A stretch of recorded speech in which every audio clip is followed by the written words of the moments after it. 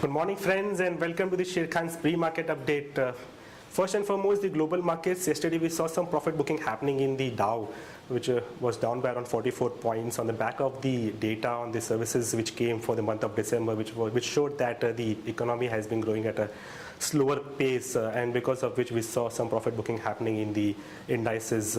The European markets were almost flat. Also, currently, the Asian markets are trading almost on a flattish note, and back home, yesterday what we saw that in the Indian markets, the overall markets are still trading in a narrow range of around 200 points in Nifty, and we have seen a lot of stock-specific action happening.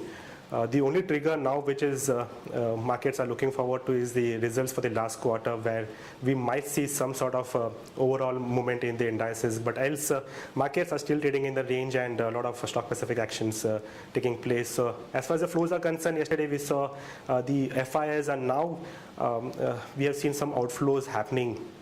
Yesterday, the cash provision figure has shown the outflow by the FIs to a tune of around 319 odd crores. At the same point of time, the DIS selling was somewhere around 19 odd crores. So overall, we have seen a lot of subdued action happening, and the overall action might pick up post the results which will coming out by the companies. Overall, let's have a look as to the derivative analysis, where we are heading, whether we would trade in this range, and more corrections likely to happen, or we would move on the uptrend. Let's have a look at the derivative data. Good morning, friends. Let's have a view on derivatives.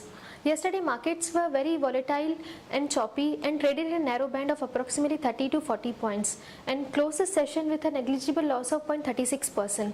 In this period, we have seen that market players have accumulated long positions as around 2.50 lakh shares were added in open interest, and cost of carry also increased by 5%. And on the options front, PCR is increased gradually from 0.87 to 0.89, which is clearly indicating that put option has added more number of shares than call option.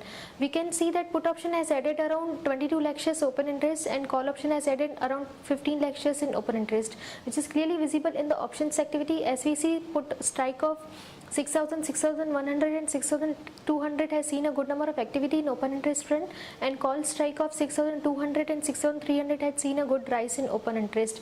And yesterday, FIs were net buyers of approximately 70 odd crores in future and option segment.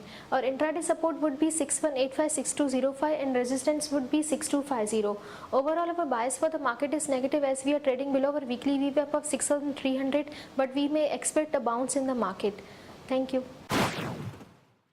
Let's have a look at some of the ideas for today and also some of the news updates. First and foremost, the Delhi High Court has ordered and empowered the CAG to audit the private telecom companies, which would not only kick off a massive audit exercise but also ensure that the CAG is empowered to audit the PPPs, that is the public-private partnerships, and similar engagements where private sector is engaged in some of the traditional government functioning. So this decision would lead to more earnings for the government if the audit finds the underreporting of the revenues by the telecompanies.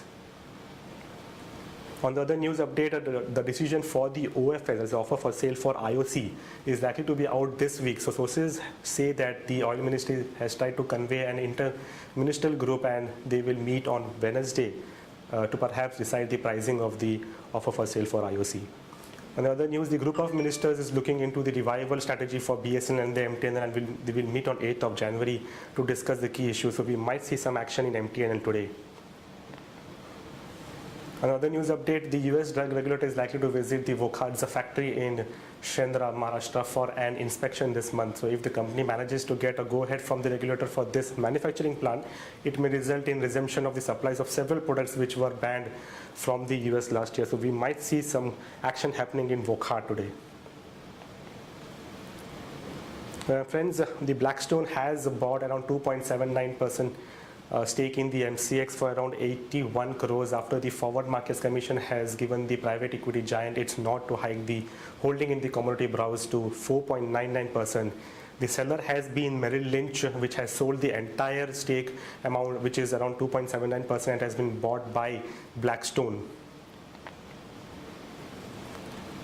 We might see some action in the oil and gas companies, where the India is likely to auction around 56 oil and gas blocks on the revamped terms. In the 10th round of auction under the new exploration licensing policy will require bidders to quote the amount of the oil and gas output they are willing to offer to the government from the first day of the production, the oil secretary has mentioned.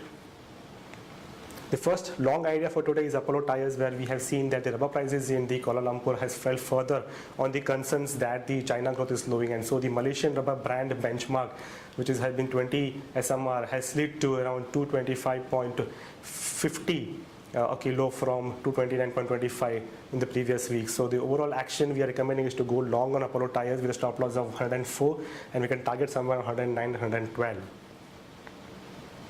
On the other long idea is Titan, where the officials are discussing to cut a record high import duty on gold and relax the rules on the exports. The government sources have said that after the measures would help to narrow the country's state deficit and now threaten to encourage smuggling. So overall, what we are recommending on the basis of this is to go long Titan, the stop loss of 223 for target of 235 and 239. That's it, friends, from the MID Ideas update. Thanks and have a nice trading day.